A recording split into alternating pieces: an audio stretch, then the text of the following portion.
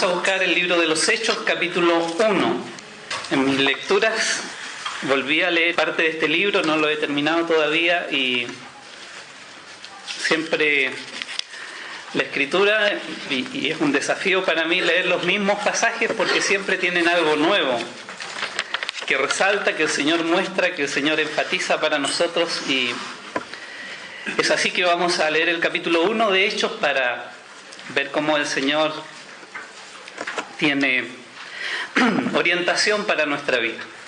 Dice así: en el primer tratado, oh Teófilo, hablé acerca de todas las cosas que Jesús comenzó a hacer y a enseñar, hasta el día en que fue recibido arriba, después de haber dado mandamientos por el Espíritu Santo a los apóstoles que había escogido, a quienes también, después de haber padecido, se presentó vivo con muchas pruebas indubitables, apareciéndoseles durante 40 días y hablándoles acerca del reino de Dios. Y estando juntos les mandó que no se fueran de Jerusalén, sino que esperasen la promesa del Padre, la cual les dijo: oísteis de mí. Porque Juan ciertamente bautizó con agua, mas vosotros seréis bautizados con el Espíritu Santo dentro de no muchos días. Entonces los que se habían reunido le preguntaron diciendo: Señor, ¿restaurarás el reino a Israel en este tiempo? Y les dijo: no os toca a vosotros saber los tiempos o las sazones que el Padre puso en su sola potestad, pero recibiréis poder cuando haya venido sobre vosotros el Espíritu Santo, y me seréis testigos en Jerusalén, en toda Judea, en Samaria y hasta lo último de la tierra. Y habiendo dicho estas cosas, viéndolo ellos, fue alzado, y le recibió una nube que le ocultó de sus ojos. Y estando ellos con los ojos puestos en el cielo, entre tanto que él se iba, he aquí se pusieron junto a ellos 2 varones con vestiduras blancas, los cuales también les dijeron: varones Galileos, ¿por qué estáis mirando al cielo? Este mismo Jesús que ha sido tomado de vosotros al cielo, así vendrá como le habéis visto ir al cielo.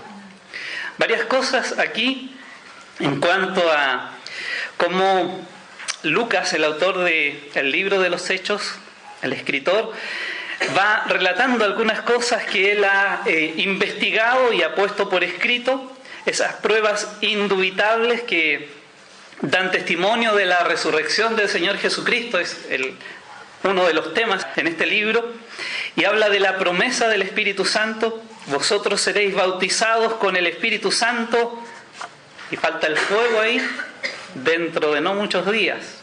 El bautismo en fuego es el bautismo del infierno. Eso se aprende en Mateo capítulo 3, lo hemos conversado alguna vez, más de alguna vez.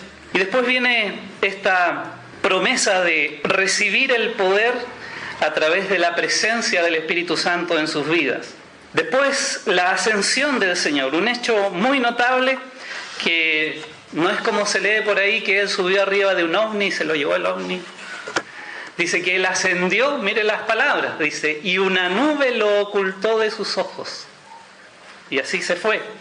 Y de la misma manera dicen estos varones, estos ángeles que aparecen con vestiduras blancas: así vendrá, como le habéis visto, hablando de la segunda venida de Cristo, visible en las nubes, con ángeles y todo eso. Pero el versículo 12 al 26 es lo que queremos sondear un poquitito en este día, en esta mañana. Dice: entonces volvieron a Jerusalén desde el monte que se llama del Olivar, el monte de los olivos, el cual está cerca de Jerusalén, camino de un día de reposo. Y entrados subieron al aposento alto donde moraba Pedro y Jacobo, Juan, Andrés, Felipe, Tomás, Bartolomé, Mateo, Jacob, hijo de Alfeo, Simón el celote y Judas, hermano de Jacobo. Todos estos perseveraban unánimes en oración y ruego con las mujeres y con María, la madre de Jesús, y con sus hermanos. En aquellos días Pedro se levantó en medio de los hermanos, y los reunidos eran como 120 en número, y dijo: varones hermanos, era necesario que se cumpliese la Escritura en que el Espíritu Santo habló antes por boca de David acerca de Judas, que fue guía de los que prendieron a Jesús, y era contado con nosotros y tenía parte en este ministerio. Este pues, con el salario de su iniquidad adquirió un campo y cayendo de cabeza se reventó por la mitad y todas las entrañas se derramaron y fue notorio a todos los habitantes de Jerusalén de tal manera que aquel campo se llama en su propia lengua Acéldama, que quiere decir campo de sangre, porque está escrito en el libro de los Salmos: sea hecha desierta su habitación y no haya quien more en ella y tome otro su oficio. Es necesario pues que de estos hombres que han estado junto con nosotros todo el tiempo que el Señor Jesús entraba y salía entre nosotros, comenzando desde el bautismo de Juan hasta el día en que de entre nosotros fue recibido arriba, uno se ha hecho testigo con nosotros de su resurrección. Y señalaron a dos, a José llamado Barsabás, que tenía por sobrenombre Justo, y a Matías. Y orando dijeron: tú, Señor, que conoces los corazones de todos, muestra cuál de estos dos has escogido para que tome la parte de este ministerio de apostolado de que cayó Judas por transgresión para irse a su propio lugar. Y le echaron suertes y la suerte cayó sobre Matías y fue contado con los 11 apóstoles. Hasta ahí la palabra de Dios. Damos gracias, Señor, a ti porque tu palabra sigue siendo viva y eficaz. Sigue siendo la orientación clara para nuestro corazón, para nuestros pensamientos y para nuestra vida.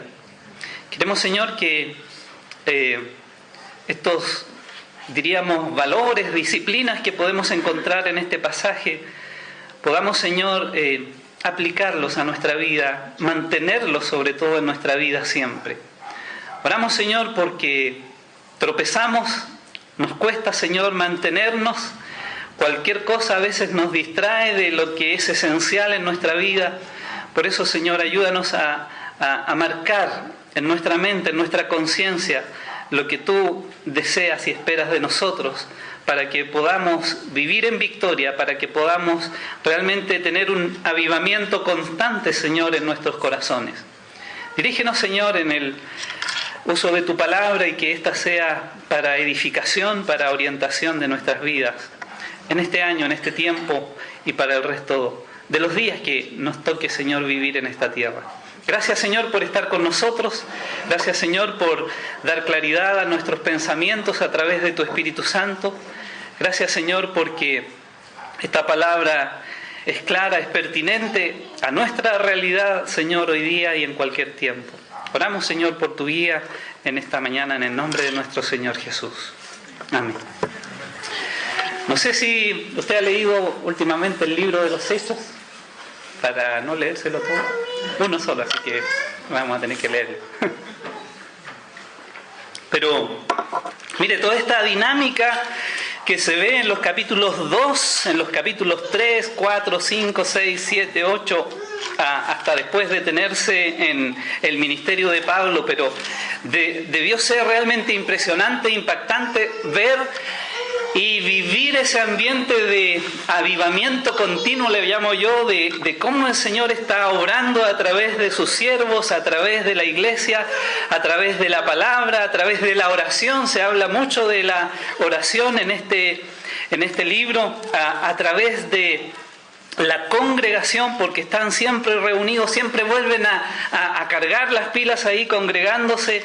Realmente era un tiempo donde el Evangelio laceraba realmente los corazones de estos israelitas que podían palpar incluso con sus propios ojos sobre la resurrección de Cristo. Ese es el mensaje. Este Jesús ha resucitado, de lo cual todos nosotros somos testigos. Realmente era una revolución espiritual lo que se estaba viviendo al inicio de la iglesia.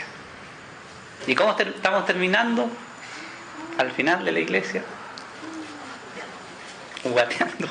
Es una palabra común, pero parece que eso fuera. ¿Sabe? La iglesia es como son sus miembros, cada uno de los componentes de esa iglesia.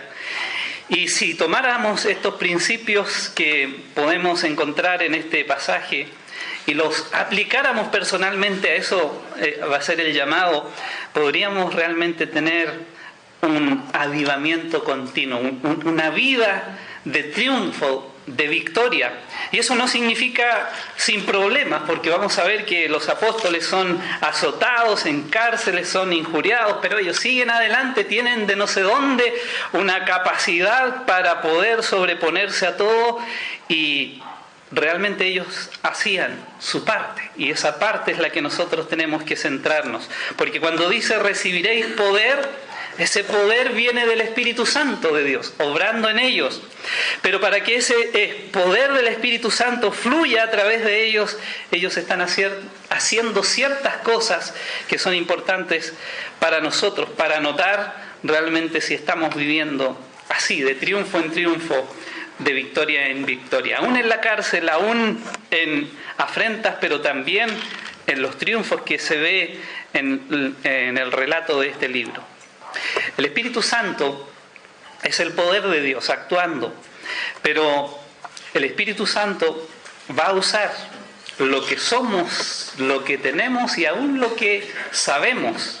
Y entre la ascensión del Señor Jesucristo, es decir, el contexto de este versículo 12 al 26, y la venida del Espíritu Santo, que es justo en el día de Pentecostés, ¿se acuerdan? El sacerdote presentaba ese día 2 panes, uno sin levadura y otro con levadura.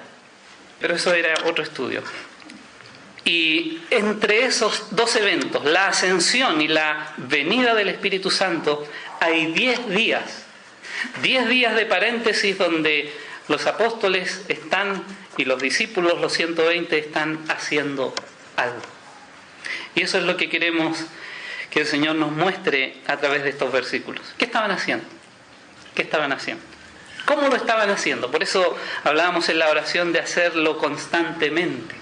Siempre, siempre, y eso vamos a contratar en las páginas siguientes. Así que si tiene una Biblia, vamos a usarla un buen ratito.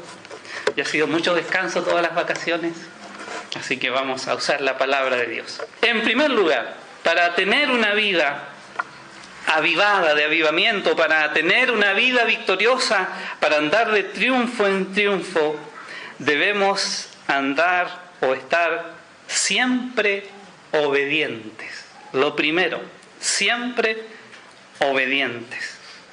Dice el versículo 12: entonces volvieron a Jerusalén desde el monte que se llama de los Olivos, el cual está cerca de Jerusalén, camino de un día de reposo. Y entrados subieron al aposento alto. ¿Por qué hicieron eso? Porque el Señor había dicho en el verso 4, y estando juntos les mandó que no se fueran de Jerusalén, sino que esperasen la promesa del Padre. Lo primero que vemos en ellos es la obediencia, siempre obedientes. Hermanos, y vamos a ver en la aplicación cómo eso tiene que ver profundamente con nosotros. El versículo 21, fíjense que el apóstol Pedro ha leído: tome otro su oficio, hablando de que quedó una vacante ahí en los apóstoles. Y el apóstol Pedro dice en el 21, es necesario pues que de estos hombres que han estado junto con nosotros todo el tiempo que el Señor entraba y salía, uno, dice, sea hecho testigo en el verso 22 con nosotros. Es decir, él está queriendo obedecer lo que ha estudiado, lo que ha leído en la Escritura, y lo quiere llevar a cabo. Quiere ser obediente a lo que el Señor le mostró en la palabra. Así que cuando el Señor les dice, les manda, en el verso 4, no se vayan de Jerusalén, ellos obedecen. Dice el verso 12 que volvieron a Jerusalén. No se fueron a Galilea, no se fueron a otro lado, no se fueron por ahí a algún lugar que se le haya ocurrido. Volvieron a Jerusalén desde el monte de los Olivos, el cual está cerca de Jerusalén, camino de un día de reposo. Vimos eso en unas imágenes espectaculares del monte de los Olivos, donde el Señor ascendió y va a volver. Y camino de un día de reposo son un poco menos de 1 kilómetro, unos 800 metros, así que muy cerca de Jerusalén. Y ellos obedientemente, como el Señor les dijo, volvieron y se quedaron a esperar en Jerusalén 10 días. Esto va a ser una constante. Capítulo 4, Pedro y Juan ante el concilio, ¿se acuerdan? Que estaban en el versículo 1 hablando ellos al pueblo, vinieron sobre ellos los sacerdotes con el jefe de la guardia del templo y resentidos, dice el verso 2, de que enseñasen al pueblo y anunciasen en Jesús la resurrección de entre los muertos, les echaron mano, dice el verso 3, y los pusieron en la cárcel hasta el día siguiente porque era ya tarde. Vamos un poco más adelante en este capítulo 4. Y dice el verso 29, y ahora, Señor, mira sus amenazas y concede a tus siervos que con todo de nuevo hablen tu palabra. ¿Y cuál era la amenaza? Dice el verso 17, sin embargo, para que no se divulgue más entre el pueblo, en el 17, amenacémosle para que no hablen de aquí en adelante a hombre alguno de este nombre. ¿Y ellos por qué están orando? Dice el verso 29, concede a tus siervos que con todo de nuevo, todo lo contrario de las amenazas, hablen tu palabra. Ellos están en el fondo, hermanos, pidiendo valor para seguir obedeciendo a lo que el Señor les había ordenado. Hablar la palabra, le dice, ir por todo el mundo y predicar. Esa era la orden del Señor. Y ellos oran para que puedan seguir obedeciendo esa orden del Señor. Capítulo 5. Nuevamente, Pedro y Juan en el 17 son perseguidos por esta secta de los saduceos. 18 dice, 5:18, y echaron mano a los apóstoles y los pusieron en la cárcel pública. Y un ángel del Señor abre las puertas y salen otra vez, ¿a qué? A obedecer, a predicar nuevamente la palabra del Señor. En el versículo 25, pero viendo uno, le dio esta noticia, he aquí, los varones que pusisteis en la cárcel están en el templo otra vez y enseñan al pueblo nuevamente. Más adelante en el versículo 31, ahí está Pedro en pleno sermón, a este Dios ha exaltado, hablando de Cristo, con su diestra por príncipe y salvador para dar a Israel arrepentimiento y perdón de pecados. Y nosotros somos testigos suyos de estas cosas, y también el Espíritu Santo, al cual ha dado Dios a los que le obedecen. Y la gente está obedeciendo al Evangelio. Versículo 32. Obedeciendo al Evangelio. Y ellos se enfurecían y querían matarlos. Capítulo 7. Hay un gran sermón aquí de Esteban. Capítulo 7.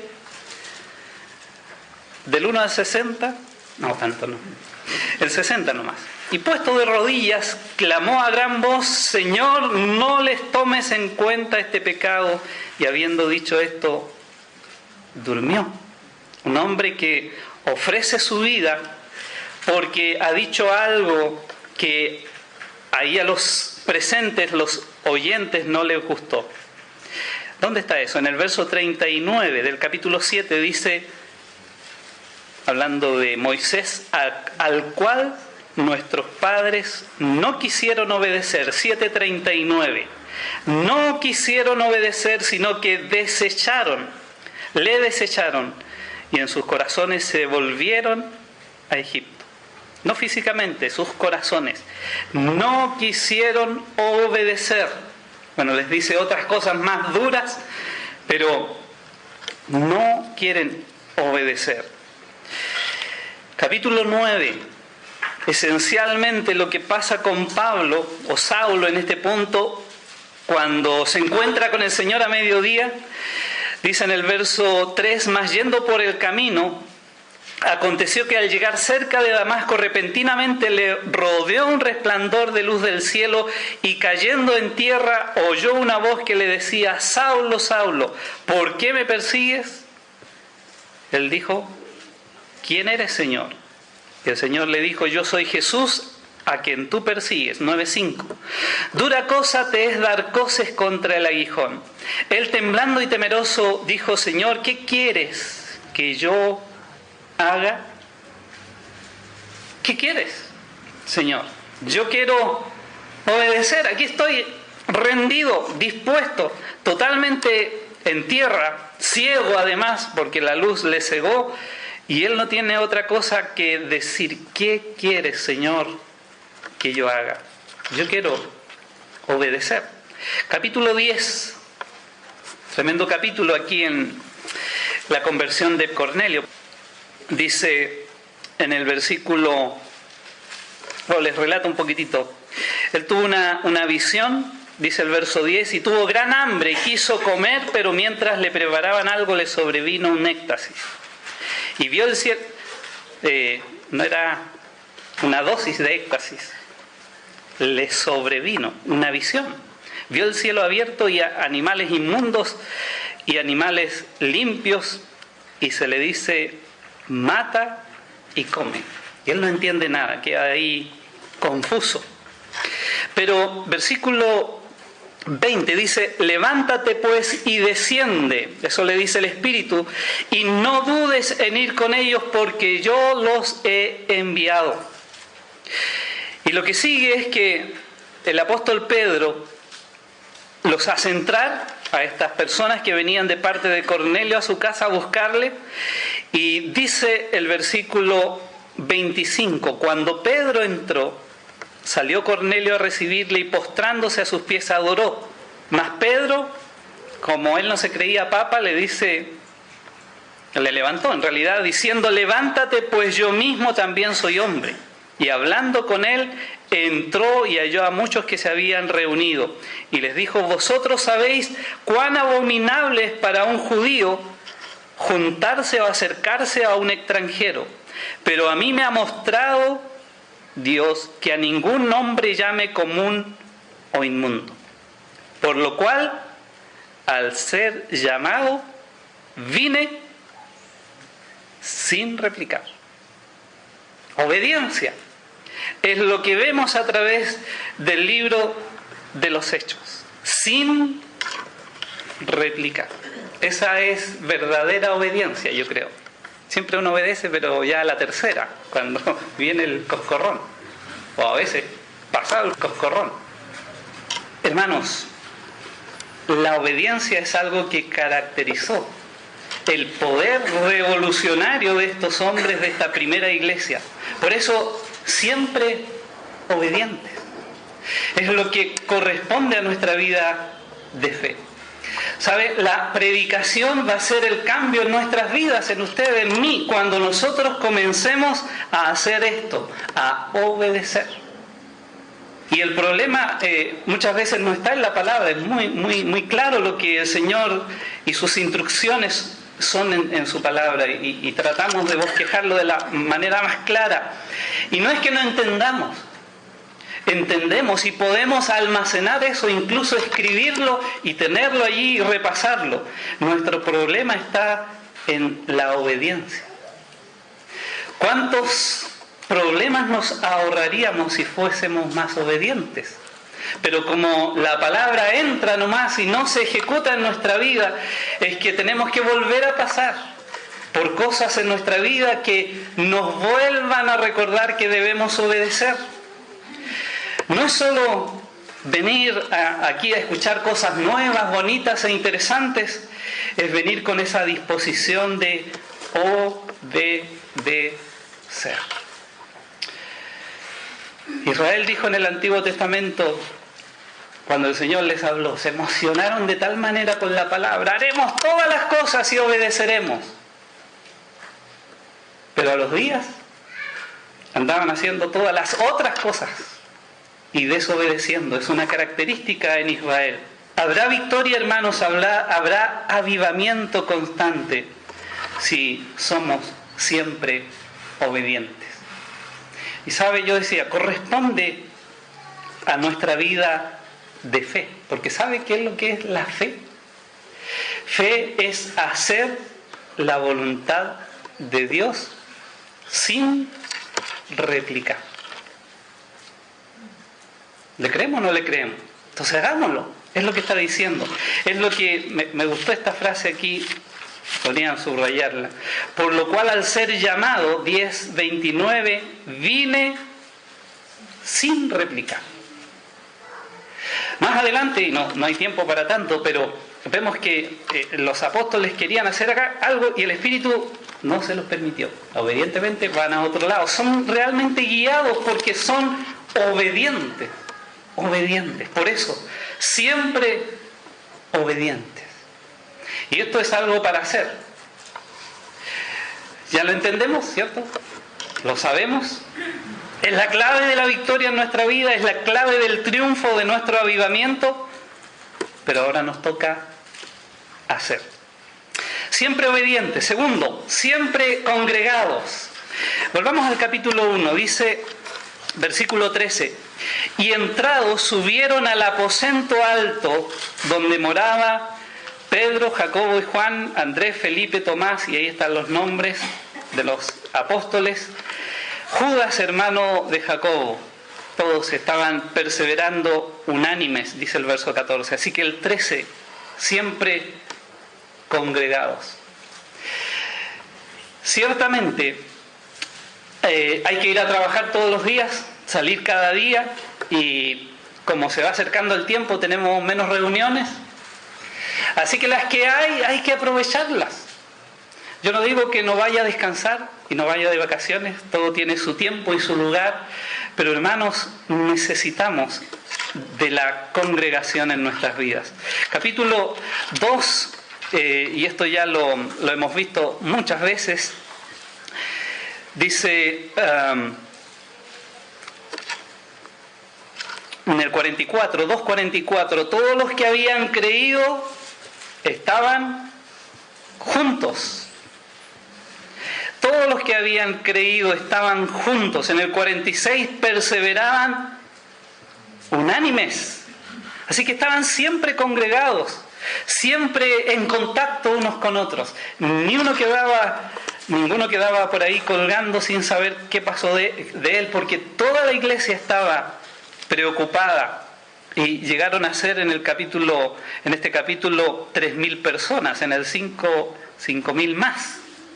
Así que había contacto permanente. En el capítulo 4, versículo 23, mire, cuando son liberados de la cárcel, ¿dónde van?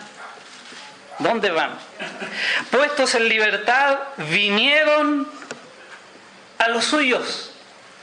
Salen a predicar, hacen sus cosas, hacen su vida. Yo creo que también tenían que ir a comprar el pan, pagar las cuentas. No sé si lo hacían en línea. Tenían que lavar la ropa, tenían que mandar a los niños al colegio, tenían que salir a trabajar, pero siempre congregados, siempre vinculados al cuerpo. Versículo 32, y la multitud de los que habían creído era de un corazón y un alma, porque estaban juntos, se necesitaban, se buscaban. Ellos en este capítulo 2, cuando dice que estaban juntos, que permanecían unánimes, ni siquiera sabían lo que es ir a la iglesia. Cuando dice, vamos a la iglesia, ya sabemos lo que es eso. Hermanos, cánticos, gratitudes, alabanzas, palabra, ni saben que son iglesias.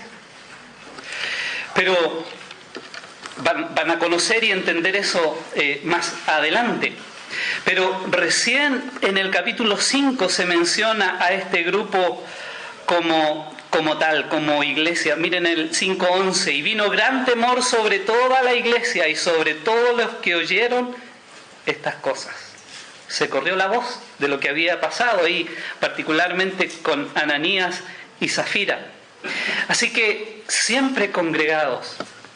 Capítulo 12, bueno, podemos verlo en varios más. Capítulo 11 también vemos ahí la congregación que hay en Antioquía. Y como todo eso en Antioquía hacían una sola cosa, seguir a Cristo, le pusieron cristianos. En capítulo 12, cuando Pedro es liberado de la cárcel, dice el verso 12, 12:12. Habiendo considerado esto, llegó a casa de María, la madre de Juan, el que tenía por sobrenombre Marcos, donde estaban reunidos orando. En el 12:5, así que Pedro estaba custodiado en la cárcel, pero la iglesia hacía sin cesar oración a Dios por él. Así que la iglesia que está en esa casa está reunida. Hay una necesidad y están orando juntos, reunidos en ese lugar. Hay un lugar donde ellos permanecen siempre congregados, siempre obedientes, siempre congregados. No tenemos, hermanos, que hacer otra cosa de que mantenernos vinculados. Cualquier estratega sabe que si uno permanece unido al grupo, ¿cierto? Estos que hacen caminatas, etcétera, manténganse en el grupo, ninguno se quede atrás, ninguno salga hacia los lados. ¿Se acuerdan los de Israel? Les leí la otra vez el Levítico. Los que se quedaron rezagados atrás, el enemigo los hizo desaparecer, para no decir pérdida. Muy feo. Entonces, unidos al grupo, no quedándonos atrás, avanzando, es lo que debemos, hermanos, hacer. El Salmo 133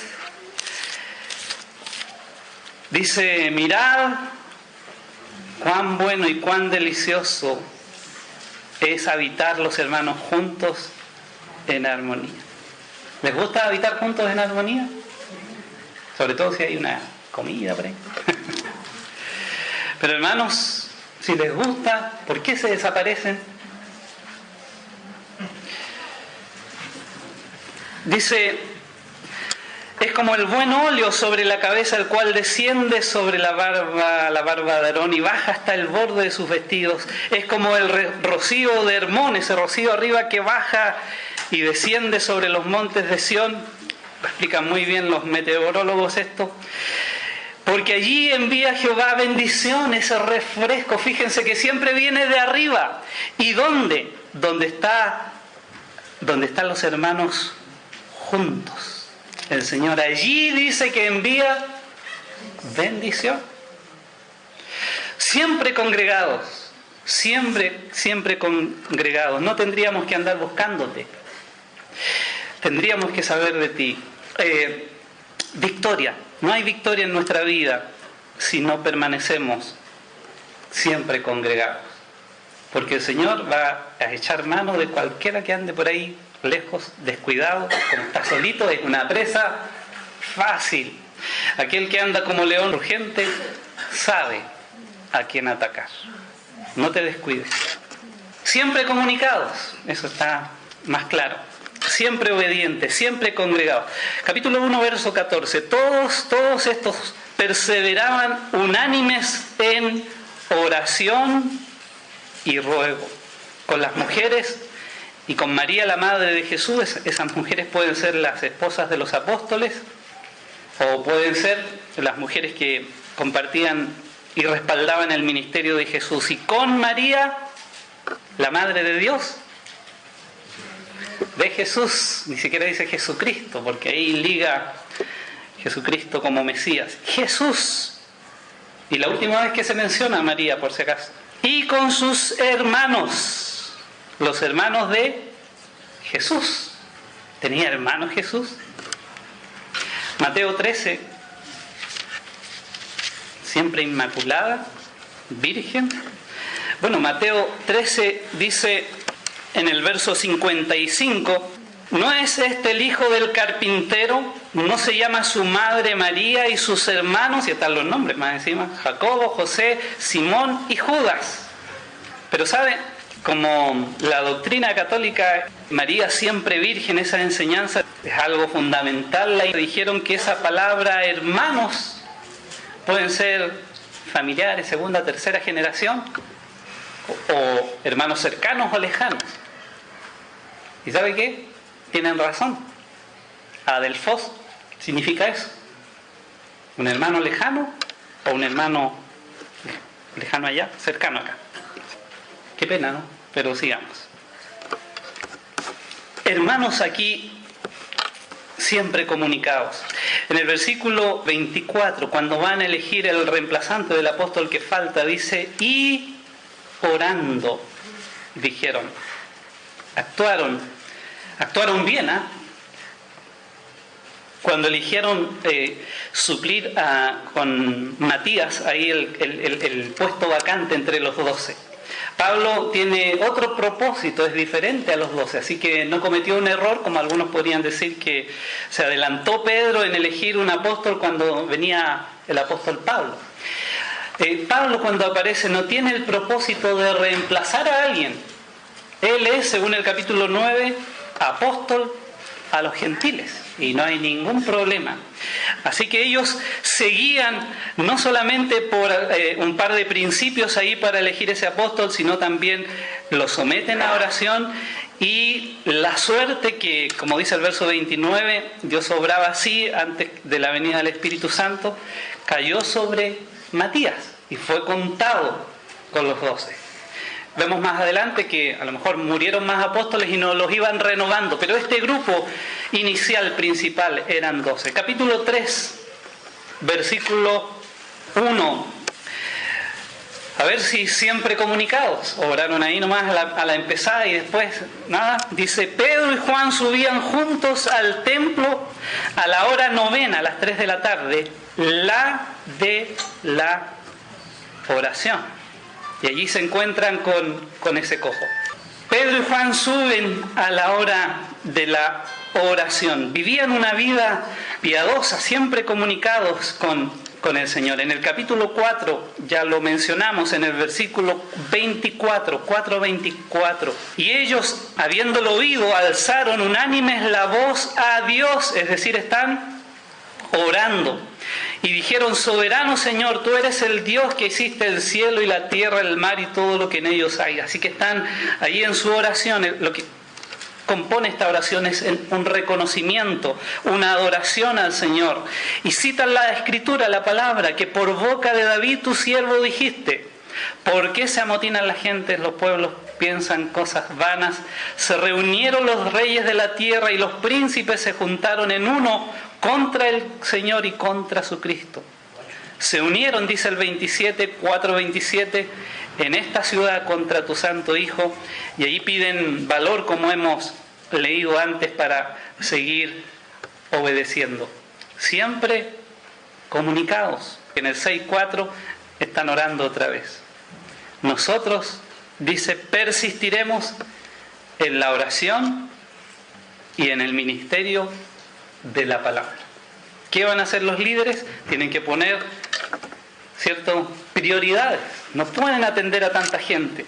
Así que la oración y el ministerio de la palabra. En el capítulo 7, cuando está Esteban, antes de morir por las pedradas, en el 60 ya leímos que puesto de rodillas clamó, oró al Señor a gran voz, perdonando ahí a sus enemigos. Y así durmió. Capítulo 9 dice, ahí vas a encontrarse, le dice Ananías a Pablo, he aquí, ¿qué hace él? Estaba sacando una canción. Ora. He aquí, él ora. Pedro en el capítulo 9 lo vemos orando en el verso 40, y nada menos que Tabita se levanta de la muerte. Mire lo que ocurre, una oración que trajo esa consecuencia. Capítulo 10 me llamó la atención. Había en Cesarea un hombre llamado Cornelio, centurión de la compañía llamada La Italiana, verso 10:2, piadoso y temeroso de Dios con toda su casa, y que hacía muchas limosnas al pueblo y oraba a Dios siempre. Un hombre romano, diríamos religioso en algún sentido, pero ¿qué ejemplo? Oraba, el verbo ahí está en tiempo constante, siempre lo hacía. Capítulo 12, los creyentes están orando, Pablo, el capítulo 20, es decir, la atmósfera de lo que ocurre en esta revolución espiritual del libro de los Hechos es siempre la oración. Creyentes orando y el Padre contestando. Siempre comunicados. Increíble en este tiempo cómo hay tantas escuelas de lenguaje. Nos hace falta una escuela de este lenguaje en la oración. Pero esa escuela sabe que no tiene, como alguien escribió, ventanas hacia la calle. Es algo que se hace en privado en nuestra vida, pero que se nota en cómo cada uno de nosotros vive. Si va a haber victorias, si va a haber un avivamiento constante, debe haber constante oración. Hasta el Señor Jesús, ¿se acuerdan? Oró: Señor, si es posible, pase de mí esta copa. ¿Y pasó la copa? No pasó. A veces eran liberados, ya leímos en el capítulo allí 12, la iglesia estaba haciendo oración sin cesar por Pedro y fue liberado. Otras veces no había respuesta, o la respuesta era negativa. No depende de eso. Yo me preguntaba, en estos 10 días, se fue el Señor, hay una promesa, ¿por qué estarían orando? No tengo la respuesta. Pero algo más estaban haciendo, y vamos a ir terminando. La última es siempre capacitados, siempre obedientes, siempre congregados, siempre comunicados, siempre capacitados. Versículo 16. Pedro en el 15 se levanta en medio de los hermanos, dice que eran como 120, y dijo: varones hermanos, era necesario que se cumpliese la escritura en que el Espíritu Santo habló antes por boca de David, el profeta David, acerca de Judas, que fue guía de los que prendieron a Jesús. Y era contado con nosotros y tenía parte en este ministerio. Este pues con el salario de su iniquidad adquirió un campo. Estoy en 1.18. Lo he llevado por todos lados. 1.18 ahora. Cayendo de cabeza se reventó por la mitad y todas sus entrañas se derramaron. Qué historia de terror les cuenta, pero... Y fue notorio a todos los habitantes de Jerusalén, de tal manera que aquel campo se llama en su propia lengua Séldama, que quiere decir campo de sangre. Porque está escrito... Esa es la razón, el porqué de lo que van a hacer. Sea hecha desierta su habitación y no haya quien more en ella. Un trocito ahí del Salmo 69 y un trocito del Salmo 109. Tome otro su oficio hablando de Judas. Así se lo reveló el Espíritu Santo. Y Pedro ahí citando la Escritura. Así que, como eso dice, es necesario obedecer, como hemos dicho antes. Que de estos hombres que han estado juntos, uno se ha hecho testigo con nosotros. Busquemos el Salmo 69. Estos se llaman salmos mesiánicos, cuando algunos versículos, o a veces todo el pasaje, se está refiriendo a Jesucristo, es decir, está hablando de David en la mayoría de los casos y sus experiencias como rey, como soldado, pero a la vez está hablando del Señor Jesucristo, eso se llama doble referencia. Y el Salmo 69 habla de un grito de angustia y dice de los sufrimientos de David, pero también del Señor. Sálvame, oh Dios, porque las aguas han entrado hasta mi alma. Estoy hundido en cieno profundo donde no puedo hacer pie.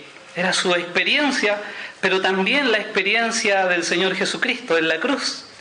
Muy angustiado él. Se han aumentado, dice el 4, más que los cabellos de mi cabeza, los que me aborrecen sin causa. Se han hecho poderosos mis enemigos, los que me destruyen sin tener por qué. Dice el 7, porque por amor de ti he sufrido afrenta, confusión ha cubierto mi rostro. Ahí dice el Señor de alguna manera en la cruz. Verso 8, extraño he sido para mis hermanos, diría Jesús, y desconocido para los hijos de mi madre. Así que ya sabemos que aunque adelfo significa hermanos cercanos o lejanos, aquí el salmo mesiánico, porque David es un profeta, dice que son los hijos de mi madre. Así que, algo aprendemos ahí muy importante respecto a si María fue siempre virgen o no. Más adelante, hasta el verso 25, dice: sea su palacio asolado, que es la cita, este trocito, en sus tiendas no haya morador. Capítulo 109, versículo 8, un clamor de venganza aquí. Estoy muy curioso y me está dando vuelta aquí Judas, este personaje. Y mire lo que encontré aquí. Bueno, dice el verso 8: sean sus días pocos, tome otro su oficio. De alguna manera, Pedro entiende que esa es una referencia a Judas. Pero mire lo que siguen: sean sus hijos huérfanos, y aquí está la venganza, y su mujer viuda, anden sus hijos vagabundos y mendiguen y procuren su pan lejos de sus desolados hogares.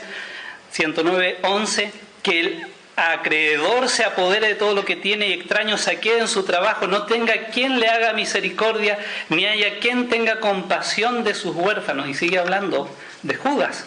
Su posteridad sea destruida, en la segunda generación sea borrado su nombre. Por eso Satanás se empeña en mantener ese nombre, ¿cierto?, como famoso. Venga en memoria ante Jehová la maldad de sus padres y el pecado de su madre. No sea borrado de la madre de Judas. ¿No sería un engendro él del demonio? Dice que se fue a su propio lugar. ¿No sería el anticristo de ese tiempo? Porque siempre ha habido anticristos. Como el anticristo de Apocalipsis 11 que sube del abismo. Es interesante. Se fue a su propio lugar. Del lugar de donde procedía. Andaban 12 discípulos y uno es, dijo el Señor en Juan 6, Satanás. A lo mejor no es tan figurativo, pero ahí nos dijimos, ¿cierto? Qué tremenda la palabra. Cosas que uno puede aprender. Pero hermanos, volviendo a Hechos, vemos que lo que están haciendo en estos 10 días, estos 120 y los 12, es estudiar la palabra. Estudiar y escudriñar la palabra. Por eso siempre capacitados, siempre entendiendo y conociendo la palabra del Señor. Y vamos a encontrar por todos lados que se cita la palabra. En el capítulo 2, cuando Pedro comienza a explicar que estos no están llenos de mostos, cita a Joel 2:16. Esto es lo dicho por el profeta Joel, y relata ahí lo que dijo Joel en el mismo capítulo, en el verso 25, porque David dice de él, y allí cita los salmos, y dice el 29, varones hermanos, se os puede decir libremente del patriarca David. Y ese patriarca David, dice el verso 30, que era profeta. Así que aprendí algo nuevo leyendo. David es también profeta. Si uno sigue más adelante en el capítulo 3, versículo 22, porque Moisés dijo a los padres, el Señor vuestro Dios os levantará profeta. Está citando ahí el libro de Deuteronomio, capítulo 18, 3, 22. Citando la Escritura. En el capítulo 5, versículo 42, ese era el énfasis: enseñar y predicar a Jesucristo. En el capítulo 7, miren lo que hace Esteban, es solamente en todo el capítulo citar la Escritura. La Escritura, la Escritura y la Escritura. ¿Sabe? Pedro no era como nosotros, no andaba con rollos. Me refiero a rollo de la Escritura, si se usaba en ese tiempo. No podía andar cargando con el libro de Isaías, me imagino, ese un tremendo rollo. ¿De dónde salía la Escritura? De su memoria, de su corazón. Por eso eran y estaban siempre capacitados. Esteban es extraordinario, le cita todo el libro de Éxodo, Números, profeta Amós, Isaías, es que se las sabe todas. En el capítulo 8, ¿qué pasa con Felipe? Estaba alguien leyendo la Biblia, ¿y qué pasó con Felipe? Supo al tiro dónde estaba leyendo. Y lo que leía era el profeta Isaías. Y dice que partiendo de esta escritura, le anunció el Evangelio, el método de Jesús. ¿Se acuerdan los dos que iban camino a Emaús? Le hizo un paseo el Señor por toda la escritura, por los profetas. Capítulo 13, versículo 15. Por eso digo siempre, siempre obedientes, siempre congregados, siempre comunicados, siempre capacitados, porque es lo que hacían siempre, cada día, todos los días, 13, 15, y después de la lectura de la ley y de los profetas. Y comienza la predicación. Tuve que estudiar un libro de un hombre que hizo su doctorado solamente en las predicaciones del apóstol Pablo y su riqueza teológica, en el libro de los Hechos. Profundo, da para mucho. Siempre capacitados en la palabra. ¿Se acuerdan de los de Berea que aparecen ahí más adelante? Escudriñando. ¿Es así o no es así? ¿No escuchaban nomás? Iban a ver la cita si es así o se equivocó el pastor. Si la anotan ahí. Por eso, siempre capacitados. Leyendo la Escritura, Pedro llega a la convicción de que debe haber un reemplazo en el oficio de este hombre. Y mire, el énfasis moderno, hermanos, y en lo que uno ve en estos ministerios, porque ya no son iglesias, son ministerios para la familia, para esto, para lo otro, es en orar y esperar milagros. Venga por su milagro. Y se salta en la palabra, se salta en la Escritura, no tiene tanta importancia. A propósito, los que hacen milagros en el libro de los Hechos son solamente los apóstoles. No es algo que hace cualquiera. Sobrevino temor a toda persona y muchas maravillas y señales eran hechas por los apóstoles. En el capítulo 5, y por la mano de los apóstoles se hacían muchas señales y prodigios. Solo los apóstoles, no cualquiera. Primera de Corintios 12:12 dice el apóstol Pablo, segunda de Corintios 12:12, defendiendo su ministerio, dice: las señales de apóstol han sido hechas entre vosotros en toda paciencia, por señales, prodigios y milagros. ¿Cómo se llama? ¿Cómo se sabe que un apóstol es apóstol? Porque hace señales y milagros. Y hoy día proliferan las iglesias apostólicas, porque eso presupone poder y milagros. Proliferan junto con las iglesias apostólicas los apóstoles. Yo ya pasé, creo que voy en Serafín, me dijeron por ahí. Pero dice, miren 1:21, es necesario que de estos hombres que han estado junto con nosotros todo el tiempo que el Señor Jesús entraba y salía entre nosotros, comenzando desde el bautismo de Juan hasta el día en que de entre nosotros fue recibido arriba, uno se ha hecho testigo con nosotros de su resurrección. ¿Cuál es el requisito para ser un apóstol legítimo? Es haber estado con Jesús desde su bautismo hasta que fue recibido arriba. Es decir, por lo menos tiene que haber sido parte de estos 120. Es el requisito. Segundo requisito es haber sido testigo de su resurrección. Uno se ha hecho testigo con nosotros de su resurrección. Y de los 120, ¿sabe cuántos encontraron que tenían esos requisitos? Solamente 2. Y hoy día no sé de dónde encuentran tantos. 2. José y Matías. Solamente 2. Estos son los requisitos bíblicos de un apóstol. Y los apóstoles, una vez terminado o puesto el fundamento, porque para eso son los apóstoles en Efesios, ellos ponen el fundamento, y después los evangelistas, los pastores, los maestros edifican. Pero puesto el fundamento, ya no hay ni se necesitan más apóstoles. Así que, hermanos, si vamos a tener realmente un avivamiento constante en nuestra vida, necesitamos estar siempre capacitados. Necesitamos tener victoria sobre nuestra ignorancia de la palabra, sobre todo la ignorancia ajena. Hay tanta gente que necesita escuchar lo que dice la Biblia. Por eso esos apóstoles, esos que se dedican a milagros y a largas oraciones, no les interesa enseñar la Biblia, porque así mantienen a la gente sometidos y sujetos a ellos y hacen lo que quieren con ellos. Hermanos, si hay algo que Satanás hace es trabajar en la mente, en nuestra mente. Y muchos casos, hermanos, son muy rápidamente solucionables si nosotros tuviéramos la palabra del Señor, no solamente en este libro, sino en nuestra mente, en nuestro corazón. La iglesia de más milagros, de más lenguas y de más dones, Primera de Corintios, o Corinto más bien.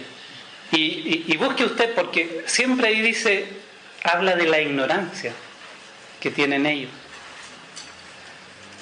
La palabra no sabéis, ¿verdad? Le dicen una y otra vez, y en muchos capítulos, no sabéis, que soy templo del Espíritu Santo. Capítulo 3, en el capítulo 5, en el capítulo 6. En el capítulo 6, 5 veces dice, no sabéis.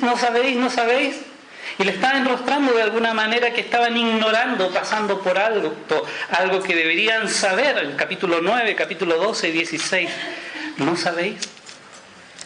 Así que, hermanos, necesitamos estar siempre capacitados. Sí, tenemos el Espíritu Santo, tenemos el poder del Espíritu Santo en nuestro corazón para ir y transformar al mundo, ojalá. Pero si queremos hacer eso, debemos permanecer siempre obedientes, siempre consagrados, siempre comunicados y siempre capacitados.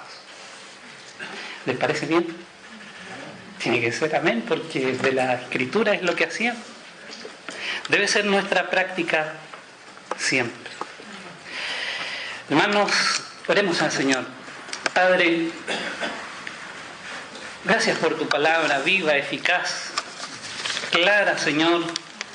Gracias porque no hemos hecho otra cosa que leerla y extraer, Señor, de ella estos principios, Señor, de triunfo, de victoria, como le hemos llamado, de avivamiento constante. Ciertamente, Señor, es que muchas veces fracasamos en cada una de estas cosas, y no en todas. Oh Señor, queremos no solamente habernos gozado en tu palabra, no solamente habernos sorprendido de tu palabra o respaldado los conceptos a través de tu palabra, sino queremos obedecer con presteza, atraer esos principios, Señor, a nuestra vida diaria, cotidiana. Cada día, Señor, necesitamos de esto. Cada día, Señor, necesitamos ejercer la fe que tú has puesto en nosotros a través de estos medios de la gracia tuya. Ayúdanos, Señor, porque son cosas que nosotros debemos hacer. Si bien el Espíritu Santo está en nosotros, hemos recibido el poder, muchas veces nos damos cuenta que ese poder no fluye de nosotros. Somos temerosos, mezquinos. Oh Señor, ayúdanos a hacer la parte que nos toca. Y tú confirmarás, Señor, a través de estos principios, Señor, tu obra en medio de nosotros. Gracias por este día en que podemos estar atentos a tu palabra y dedicar este tiempo a entender cosas, Señor, para sobrevivir, sobre todo en este último tiempo, Señor. Necesitamos más que nunca estas cosas. La iglesia empezó con grandes triunfos, con grandes victorias, no sin luchas ni persecuciones.